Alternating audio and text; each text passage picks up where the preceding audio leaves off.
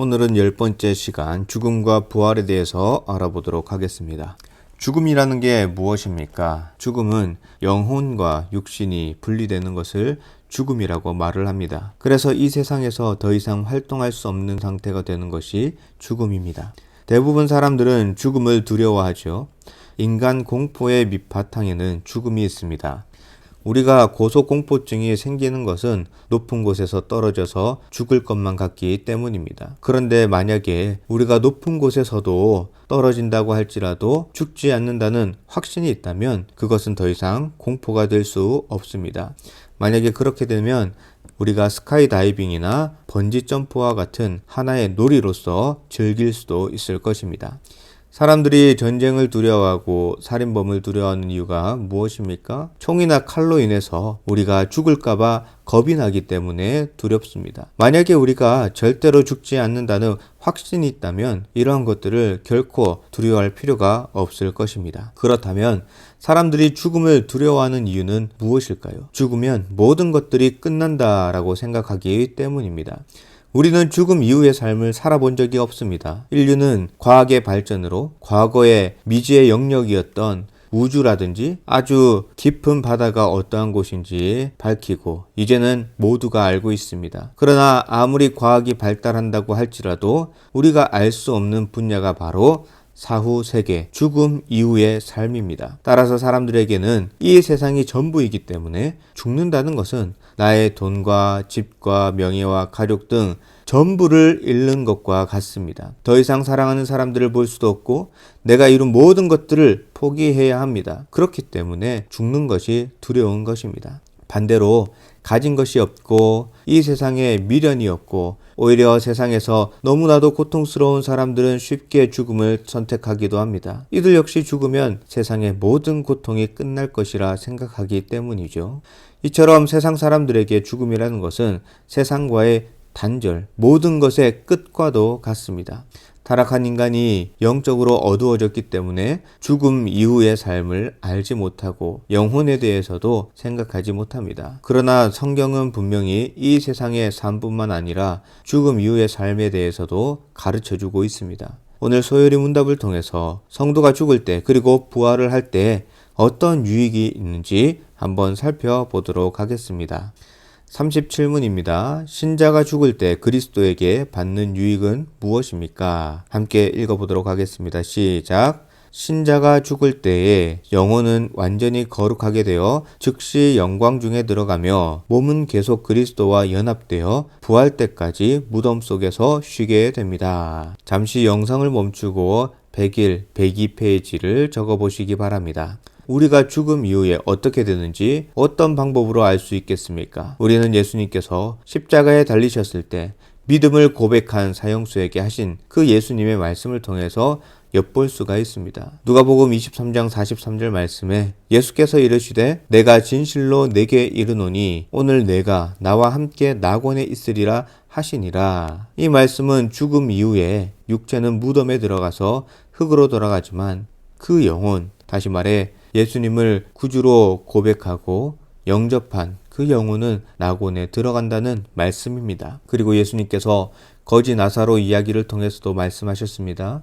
부자는 죽어서 음부로 갔고 나사로는 죽어서 아브라함의 품, 즉 낙원으로 갔다라고 하셨습니다. 따라서 불신자가 죽음 이후에 가는 곳이 음부라면 성도가 죽은 이후에 가는 곳은 낙원이라는 말씀입니다. 예수님께서 이 비유를 통해 이 땅에서의 삶이 전부가 아니라는 그 사실을 분명하게 말씀해 주신 겁니다.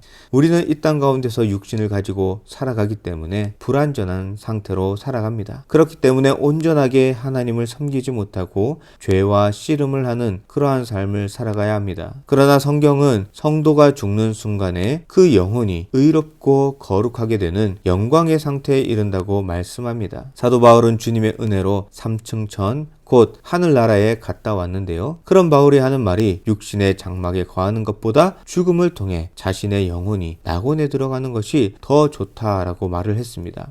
이 세상에서 고통과 근심, 염려, 눈물과 질병 가운데서 고통을 당할 수밖에 없는 인생들은 할 수만 있다면 죄를 벗어버리고 주님과 함께 낙원에서 살기를 희망할 것입니다. 그러나 우리가 주의해야 할 것이 있다면 우리가 예수님을 믿는 궁극적인 목적이 단순히 낙원에 가는 것이 아니라는 겁니다. 주님께서 재림하실 때 우리도 영광의 몸으로 하나님 나라에 들어가는 더 큰 복을 누리게 될 것입니다. 이러한 진리를 깨달은 성도는 삶에 대한 태도가 달라집니다. 우리가 사나 죽으나 주님의 것이라는 이 진리를 받아들일 수가 있습니다. 이 땅 가운데서도 하나님께서 우리를 인도하시고 보호하신 것처럼 죽음 이후에도 하나님은 우리의 주님이라는 사실입니다. 그렇기 때문에 믿음의 선배들은 죽음 앞에서도 신앙을 버리지 않고 순교를 택하였습니다. 수많은 핍박 가운데서도 그들이 이 모든 것들을 견딜 수 있었던 것은 이러한 부활 신앙이 그들에게 있었기 때문에 가능했던 겁니다. 그렇다면 우리가 부활한 이후에는 어떻게 되겠습니까? 38문입니다. 신자가 부활할 때에 그리스도에게 받는 유익은 무엇입니까? 함께 읽어보도록 하겠습니다. 시작. 신자는 부활할 때 영광 중에 일어나서 심판날 공개적으로 인정받고 무죄를 선고받으며 하나님을 한없이 즐거워하면서 영원히 온전한 행복을 누리게 될 것입니다. 잠시 영상을 멈추시고 103, 104페이지를 적어볼 수 있기를 바랍니다.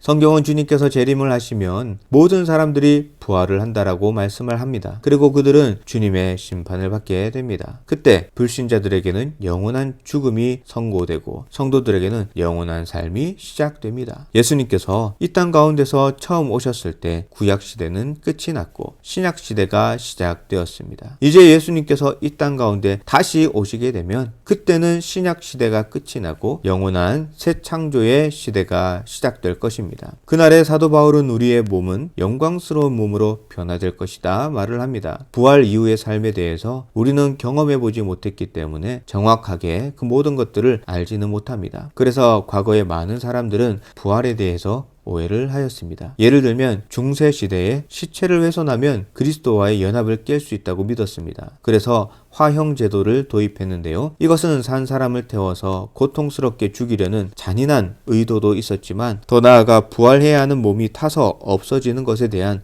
두려움을 주기 위한 목적도 있었습니다. 그래서 오늘날에도 성도들 가운데서 화장을 꺼리는 분들도 있습니다.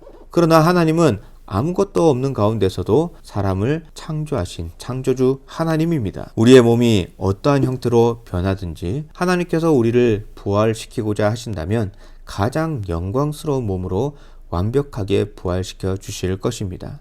같은 맥락으로 이 땅 가운데서 몸이 불편했던 사람들, 질병으로 고통을 당했던 사람들도 부활의 때에는 가장 완벽한 모습으로 영광스러운 모습으로 변화될 것입니다.